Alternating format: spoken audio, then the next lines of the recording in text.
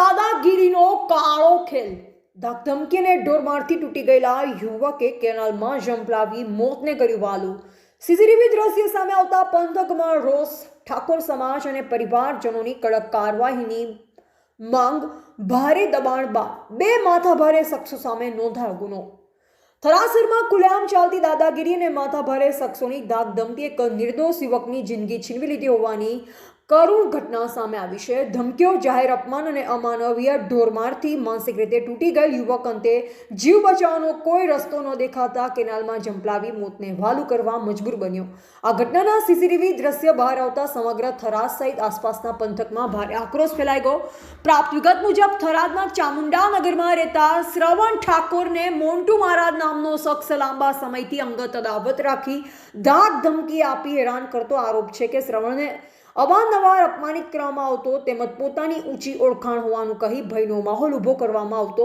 16 જાન્યુઆરીના રોજ મોન્ટુ મહારાજે શ્રવણને મળવા બોલાવી મોટા મેસરા ગામના ભરત દવે સાથે મળી નાની વાતે ઉશ્કેરાઈ શ્રવણ પર તૂટી પડ્યો। બંને આરોપીએ જારમાં ઢોરમાર માર્યો હોવાનો પણ પરિવારજનો દ્વારા આક્ષેપ કરવામાં આવ્યો છે।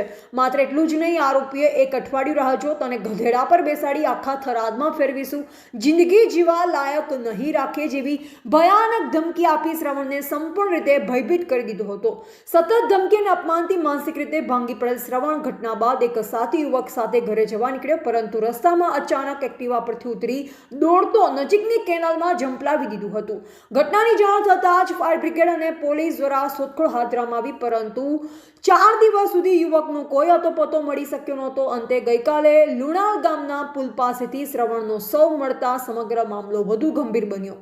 યુવાન દીકરાની આ રીતે અકાળ મોતથી પરિવાર પર શોકનો પહાડ તૂટી પડ્યો। પરિવારનો અને ઠાકોર સમાજે આરોપ લગાવ્યો છે, જો સમયસર કડક કાર્યવાહી કરવામાં આવી હોત તો કદાચ એક નિર્દોષ યુવકની જિંદગી બચી શકી હોત। દાદાગીરીના દાનો દ્વારા યુવકને મરવા મજબૂર કર્યા હોવાના આક્ષેપ સાથે ગઈકાલે મોટી સંખ્યામાં ઠાકોર સમાજના આગેવાનો અને પરિવારજનો થરાદ એસપી કચેરી એકઠા થયા। તેમણે આરોપીઓ સામે તાત્કાલિક અને કડક કાનૂની કાર્યવાહી કરવાની માંગ ઉઠાવી।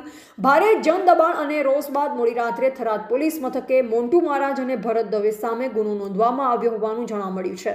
હાલ સમગ્ર પંથકની નજર પોલીસ તપાસ પર મંડાઈ છે અને લોકો દાદાગીરી સામે કડક કાર્યવાહી થાય તેવી અપેક્ષા વ્યક્ત કરી રહ્યા છે। એવા જીતુભાઈ બારોટ, થરાદ। કિરણ મારો ભાઈ હતો, તેમને બળે હનુમાને બોલાવીને મારકૂટ કરવામાં આવી છે। બે શખ્સોએ, તેમાં જે ભરતભાઈ દવે, મોન્ટુભાઈ મહારાજ, તેમ લોકો ધાક ધમકી આપી અને મારી નાખવાની ધમકી આપી અને તે ત્રાસથી, માનસિક ત્રાસથી મારો ભાઈ કિરણ કેનાલમાં આત્મહત્યા કરી। તેથી અમે અરજી પણ આપી છે પોલીસ સ્ટેશનમાં, અરજી સ્વીકારી પણ લીધી છે અને અમે લાશ ઉપાડીએ છીએ પોસ્ટમોર્ટમમાંથી।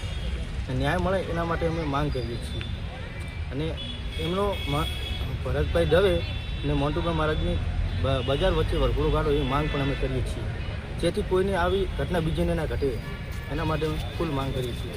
અમારી સમાજની અમે બે હાથ જોડીને માંગ પણ કરીએ છીએ અને પોલીસનો સાથ સહકાર પણ અમારે જોઈએ છે।